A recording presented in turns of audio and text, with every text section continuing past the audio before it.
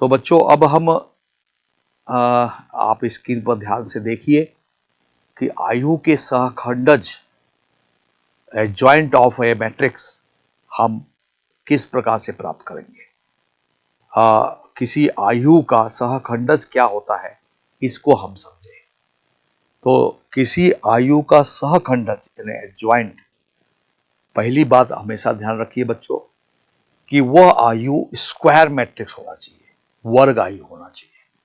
किसी मैट्रिक्स का सहखंडज हमें कैलकुलेट करना है तो वह मैट्रिक्स पहले ये देखेंगे हम कि वो वर्ग आयु है कि नहीं। तो एक दिए गए वर्ग आयु ए का सहखंडज यानी एडजॉइंट, उसके सारणिक के प्रत्येक अवयव के सहखंड का परिवर्त आयु होता है। परिभाषा ध्यान से सुनिए। एक एग्जाम्पल से हम और अच्छे से समझने की कोशिश करते हैं। जनरल फॉर्म में सामान्य रूप से एक मैट्रिक्स आपके सामने स्क्रीन पर हम दिखा रहे हैं। वह है A बराबर A11 A12, फर्स्ट रो में है। सेकेंड रो में A21 A22 उसके स्मॉल लेटर में एलिमेंट्स हैं जो समीकरण नंबर 1 में आप देख रहे हैं। तो उसका जो एडजॉइंट होगा, उसका जो सहखंडज होगा ADJ ऑफ A पढ़ते हैं इसको। तो adjoint of A is equal to, आप स्क्रीन पर देख रहे हैं, C11 C12 C21 C22 और ऊपर डैश यानी उसका परिवर्त आयु, जैसे कि मैं परिभाषा में कह चुका हूं। तो ये आपके दिमाग में ये जरूर प्रश्न आ रहा होगा कि ये C11 C12 C21 C22 क्या चीज है। तो जहां आयु A का सारणिक यदि हम लें तो वो क्या होगा, सारणिक A बराबर A11 A12 A22 A22 आपको स्क्रीन पर नजर आ रहा है सारणिक में। तो ये जो अवयव हैं A11 A12 A21 A22 के जो कोफैक्टर्स है, सहखंड है, वो क्या है क्रमशः C11 C12 C21 C22। इसको ठीक से समझे। C11 का कोफैक्टर है A11 का कोफैक्टर है C11, A12 का कोफैक्टर है C12, A21 का कोफैक्टर है C21, A22 का कोफैक्टर है C22। तो इनकी वैल्यूज कैसे प्राप्त करेंगे? कोफैक्टर हम इन अवयवों का जो डिटरमिनेंट मिला हमको, A11 जिसके अवयव है स्मॉल लेटर में, A12 A21 A22, इसके जो कोफैक्टर्स है C11 बराबर आप देख रहे हैं स्क्रीन में कि C11 बराबर -1 की घात 1/2 2 A21 को लेंगे। A21 कैसे लेंगे? हम फर्स्ट रो को और फर्स्ट कॉलम को छुपा देंगे तो डिटरमिनेंट A के एलिमेंट में हमें A22 नजर आ रहा है। तो C11 कोफैक्टर किसका है? A11 का। इसलिए C11 बराबर होगा, यदि हम फर्स्ट रो और सेकंड रो को छुपा लेते हैं तो हमें A22 नजर आ रहा है। तो C11 की वैल्यू -1 की घात 2 है तो वो पॉजिटिव होगा, A22 है। C12 किसका कोफैक्टर है? A12 का। यानी फर्स्ट रो और सेकंड कॉलम को हम छुपाएंगे तो हमें नजर आएगा A21 एलिमेंट नजर आएगा। तो C12 की वैल्यू आएगी -1 की घात 1 और 2 3, और जो फर्स्ट रो और सेकंड कॉलम को यदि हम छुपा लें तो हमें डिटरमिनेंट A के एलिमेंट नजर आ रहा है A21। तो -1 की घात 3 माइनस होगा तो -A21 C12 की वैल्यू है। तो C12 की वैल्यू हमको क्या मिल रही है? -A21। अब आइए बच्चों, हम कोफैक्टर C21 को कैलकुलेट करें। C21 किसका कोफैक्टर है? A21 का, यानी सेकंड रो और फर्स्ट कॉलम को हम छुपाएंगे डिटरमिनेंट ए में। सेकंड रो और फर्स्ट कॉलम C21 का मतलब छुपाएंगे तो हमें डिटरमिनेंट ए का एलिमेंट A12 नजर आ रहा है, और 2 और 1 3 -1 की घात 3, तो A12 सामने इनटू में लिखा है, और -1 की घात 3 नेगेटिव होगा तो -A12। तो C21 की वैल्यू हमें मिल रही है -A12। अब बच्चों देखिए C22 को हम कैलकुलेट करके देखते हैं। आपको मैं पुनः बता दूं कि C21 किसका कोफैक्टर है, किसका सहखंड है? तो डिटरमिनेंट ए के एलिमेंट A22 का कोफैक्टर है C22। तो C22 का मतलब क्या हुआ? -1 की घात 4। उसको कैलकुलेट कैसे करेंगे हम? C22 का मतलब है सेकेंड रो और सेकेंड कॉलम को डिटरमिनेंट ए के सेकेंड रो और सेकेंड कॉलम को हम छुपाएंगे तो हमें एलिमेंट नजर आ रहा है A11। तो -1 की घात 4 यानी पॉजिटिव आएगा, और एलिमेंट क्या नजर आ रहा है? A11। तो C22 की वैल्यू मिली हमको A11। अब समीकरण नंबर 2 में आपको नजर आ रहा है कि एडजॉइंट ऑफ ए जो है वो C11 C12 रो में है, C21 C221 का परिवर्त आयु डैश डैश लिखा है, या उसको हम C11 C12 C21 C22 की पावर टी का मतलब ट्रांसपोज मैट्रिक्स ऑफ कोफैक्टर्स जो मिले हैं उसका ट्रांसपोज मैट्रिक्स एडजॉइंट होता है। तो रो और कॉलम इंटरचेंज हो जाएंगे, तो C11 और C12 जो आड़े में आपको नजर आ रहा है वो समीकरण नंबर 2 में खड़े में नजर आ रहा है C11 C12, और जो C21 C22 एडजॉइंट ऑफ ए में जो मैं पावर टी के रूप में लिख रहा हूं वो आड़े में नजर आ रहा है, लेकिन जब मैं उसका ट्रांसपोज कर लूंगा, परिवर्त आयु ले लूंगा, तो सेकंड रो सेकंड कॉलम में बदल जाएगा, यानी आड़ा वाला सेकंड रो कॉलम खड़े रूप में बदल जाएगा।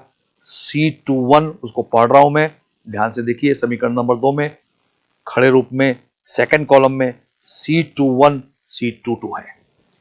इस समीकरण नंबर 2 में जो वैल्यू हमने निकाली C11 की, C12 की, C21 की, C22 की, वो आप स्क्रीन पर देख रहे हैं। यथावत समीकरण नंबर 2 में हम रख देंगे तो एडजॉइंट ऑफ ए बराबर हमें मिल रहा है C11 की वैल्यू कितनी है? A22, और फिर खड़े में C12 की वैल्यू कितनी है? -A21, और फिर सेकेंड कॉलम में एडजॉइंट ए की वैल्यू में C21 की वैल्यू कितनी है? -A12, तो -A12 हमने लिखा। सेकेंड कॉलम में C22 की वैल्यू कितनी है? A11, तो हमें adjoint of A C11 C12 C21 C22 की वैल्यू समीकरण नंबर 2 में रखने से एडजॉइंट ऑफ ए बराबर दिखाई दे रहा है। आप स्क्रीन पर ध्यान से देखें, वो है A22, खड़े में पढ़ रहा हूं मैं, -A21 और -A12 और फिर A11। तो ये किसी मैट्रिक्स, स्क्वायर मैट्रिक्स का एडजॉइंट, जिसको अंग्रेजी में एडजॉइंट पढ़ते हैं, हिंदी में सहखंडज पढ़ते हैं, तो एडजॉइंट ऑफ ADJ लिखते हैं उसको। ए बराबर आपको स्क्रीन पर दिख रहा है, ध्यान से देखिए, मैं कॉलम वाइज पढ़ रहा हूं। A22 minus A21 small letter में, माइनस स्मॉल लेटर में A12 स्मॉल लेटर में A11। प्रश्न नंबर 5 जब आपने हल करके देखा तो आपने देखा कि adjoint of A into A की वैल्यू कैलकुलेट करना पड़ा हमें। तो हमने डिटरमिनेंट A निकाला और डिटरमिनेंट A निकालकर उसका I से मल्टीप्लाई करके हमने एडजॉइंट ऑफ A की वैल्यू कैलकुलेट की। तो यहाँ आप ध्यान दे रहे हैं कि आयु A में जो समीकरण नंबर 1 में 3 ऑर्डर का मैट्रिक्स है, इसमें एडजॉइंट ऑफ A निकालने की आवश्यकता नहीं पड़ी, क्योंकि उसमें 9 कोफैक्टर्स होते हैं बच्चों, और 9 cofactors C11, C12, C13, C21, C22, C3, C23, C31, C32, C33, ऐसे 9 कोफैक्टर्स निकालने पड़ते, तब जाके हमको एडजॉइंट मिलता। आप करके देखें। और प्रश्न नंबर 5 में और एडजॉइंट निकालने के बाद उसमें A का मल्टीप्लाई करें तो आपको ये रिजल्ट जो मैंने शॉर्टकट में प्राप्त किया है, adjoint of A into A बराबर डायगोनल में -1 -1 -1, बाकी सारे एलिमेंट आपको 0 नजर आ रहे हैं। क्वेश्चन नंबर 5 के आंसर में आप ध्यान से देखिए, उससे वो रिजल्ट मिलेगा। मेरे कहने का मतलब यह है कि एडजॉइंट निकालने की आवश्यकता इस प्रश्न में नहीं है, क्योंकि आपको 9 कोफैक्टर निकालने में टाइम लगेगा, ये प्रश्न लेंदी हो जाएगा। तो जिस तरीके से क्वेश्चन नंबर 5 को बनाया गया है, जिस फॉर्मूले का उपयोग किया गया है, adjoint of A into A बराबर डिटरमिनेंट A इंटू I, इस सूत्र का, इस तत्व का, इस फंडामेंटल कंसेप्ट का हमने उपयोग किया है, वो आप देख रहे होंगे। और इसको समझने से आपकी समझ डेवलप होगी कि हमें किस मेथड का उपयोग परीक्षा कक्ष में करना चाहिए। अब नेक्स्ट प्रश्न नंबर 5 प्रस्तुत है बच्चों। प्रश्न नंबर 5 का स्वरूप आप देखिए। क्वेश्चन नंबर 5 कहता है, यदि A बराबर 1 3 5 रो 1 में है, 7 9 10 रो 2 में है, और 1 2 3 पंक्ति 3 में है, रो 3 में है। पुनः ध्यान दीजिए, A बराबर 1 3 5 रो 1, 7 9 10 रो 2, 1 2 3 रो 3 में के अवयव हैं हो तो adjoint in bracket adjoint of A into A का मान ज्ञात कीजिए। तो adjoint of A into A का फॉर्मूला आपको बताया गया है मूलभूत सिद्धांत में। इस सिद्धांत पर आधारित आपको इस प्रश्न को बनाना होगा। बच्चों, क्वेश्चन नंबर 4 में आपने देखा था कि adjoint of A into A बराबर डिटरमिनेंट A इंटू I होता है। अब इसकी उपयोगिता, ये आपको फार्मूला ध्यान भी रखना है। इस पर आधारित एक प्रश्न जो आपको लंबे कैलकुलेशन से बचाएगा, वो आइडिया आपको इस प्रश्न के थ्रू समझ में आएगी। तो बच्चों, प्रश्न नंबर 5 में आप ध्यान दीजिए कि ये प्रश्न किस रूप में है, उसका स्वरूप क्या है, और हमको किस तरह से लंबे कैलकुलेशन से बचना है। तो क्वेश्चन नंबर 5 बच्चे नोट करेंगे, और उसमें एक आयु हमें A बराबर दिया है। क्वेश्चन नंबर 5 आप नोट करेंगे, जो उसमें आयु A हमें दिया हुआ है, और वो है आपका 1 3 5 रो में है, और 7 9 और 10, और इसके अलावा 1 2 3। ये आपको स्पष्ट है कि ये 3 इंटू 3 ऑर्डर का मैट्रिक्स है, इसको हम समीकरण नंबर A कह रहे हैं। क्वेश्चन नंबर 5 में ये पूछा जा रहा है कि एडजॉइंट ऑफ A, ध्यान रखेंगे बच्चों, डायरेक्ट आपको पूछा जा रहा है इंटू A का मान क्या होगा। अब कुछ बच्चे इस प्रकार की सोच में होंगे कि इसमें ज्वाइंट निकाला जाए, फिर A से गुणा किया जाए। तो बच्चों, यहाँ ध्यान देने योग्य बात है यही कारण है कि क्वेश्चन नंबर 4 पर मैंने ध्यान देने कहा है। उसमें आपने स्पष्ट रूप से देखा कि एडजॉइंट ऑफ ए, किसी आयु का जो वर्ग आयु है उसका सहखंडज और ए का गुणा किया जाए तो वो डिटरमिनेंट ए इंटू आई होता है। आई उसी ऑर्डर का 3 इंटू 3 ऑर्डर का मैट्रिक्स होगा।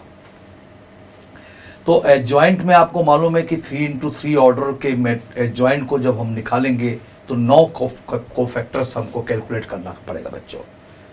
तो वो बहुत लंबा कैलकुलेशन होगा। उस लंबे कैलकुलेशन से बचने की टेक्निक आप कॉम्पिटिटिव एग्जामिनेशन में भी ये ध्यान रखेंगे और बोर्ड एग्जाम में भी ये ध्यान रखेंगे कि आप लंबे कैलकुलेशन से बचने जा रहे हैं बच्चों।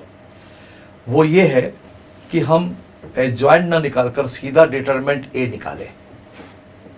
डिटरमिनेंट ए निकालेंगे तो वो कैसा होगा, 1, 3, 5, 7, 9, 10 उसी की नकल करेंगे, उसी अवयव की उसी जगह पर हम नकल करके इस प्रकार से कैलकुलेशन करेंगे।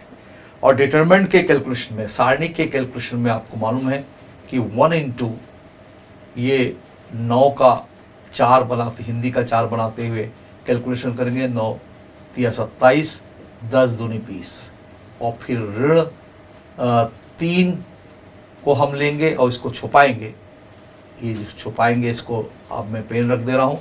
7 तिया 21, 10 एकम 10, यानी यहाँ 21 धन 10 हम लिखेंगे और प्लस फिर ये 5 लिखेंगे और 5 वाले कॉलम को हम छुपाएंगे और हिंदी का 4 बनाते हुए कैलकुलेशन करेंगे। 7 दूनी 14 और 9 एकम 9, तो यहाँ 5 आपको मिल रहा है, वो 14 माइनस 9 आपको मिल रहा है।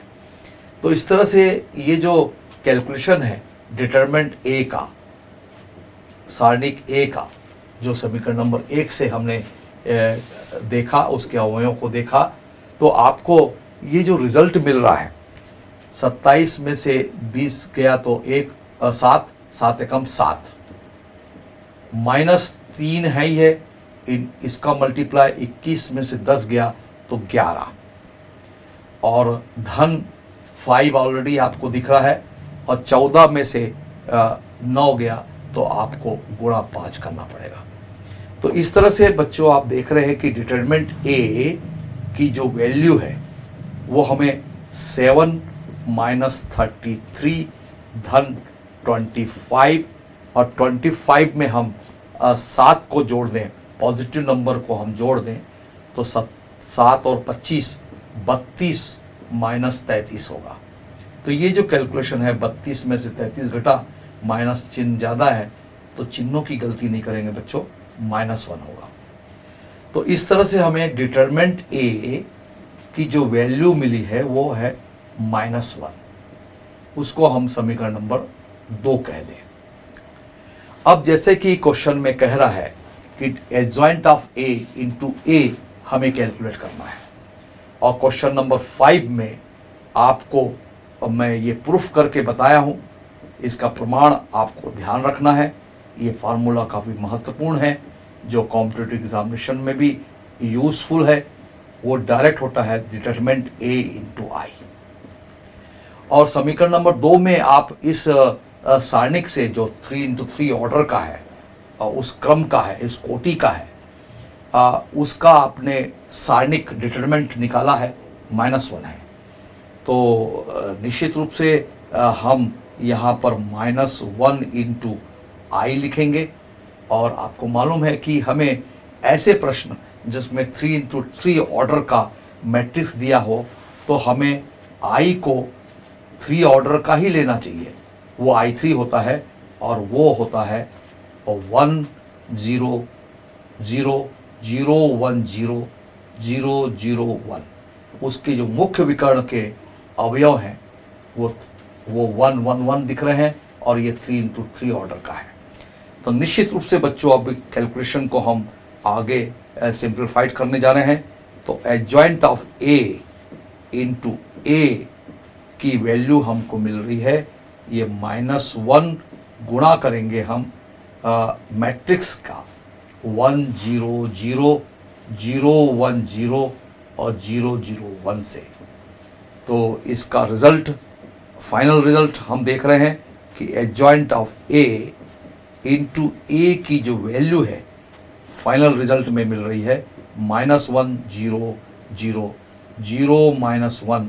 ये -1 का सबसे गुणा हो रहा है बच्चों, -1 का 0 से गुणा हो रहा है तो 0 ही आ रहा है, 1 का -1 से गुणा हो रहा है तो -1 आ रहा है, और ये 0 -1 का गुणा करने पर ये 0 तो 0 0 और -1 का 1 से मल्टीप्लाई करने पर कॉरस्पॉन्डिंग एलिमेंट से ही उसका मल्टीप्लाई होगा और ये उसका फाइनल आंसर हमको मिल रहा है।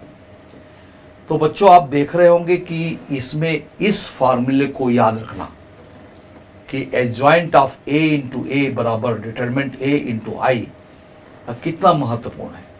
इसमें हम एडजॉइंट ऑफ ए जो मैट्रिक्स के है, जो 9 कोफैक्टर्स को रखता है, C11, C12, C13, C21, C22, C23, C31, C32, C33 को कैलकुलेट करने से बच गए, टाइम आपका बच गया, कैलकुलेशन मिस्टेक होने की संभावना वो अलग। तो टाइम मैनेजमेंट के हिसाब से कॉम्पिटिटिव एग्जामिनेशन में शॉर्ट क्वेश्चन कैलकुलेशन करने में काफ़ी उपयोगी होगा और बोर्ड में भी आप इसी प्रकार से करेंगे। आप ये मत समझिए कि ये शॉर्टकट है। क्या आवश्यकता है एडजॉइंट ऑफ ए निकालने की, जिसमें हमको 9 कोफैक्टर्स कैलकुलेट करना होगा। इस प्रश्न की ये खूबी है, इसी कारण से हमने क्वेश्चन नंबर 5 इस प्रकार से चयनित किया है। तो बच्चों आप बात बिल्कुल, मेरी बात आप तक बहुत अच्छे से पहुंच गई होगी और आप समझ गए होंगे कि हमें इस फार्मूले को ध्यान रखना है, इसके महत्व को आप समझ गए होंगे।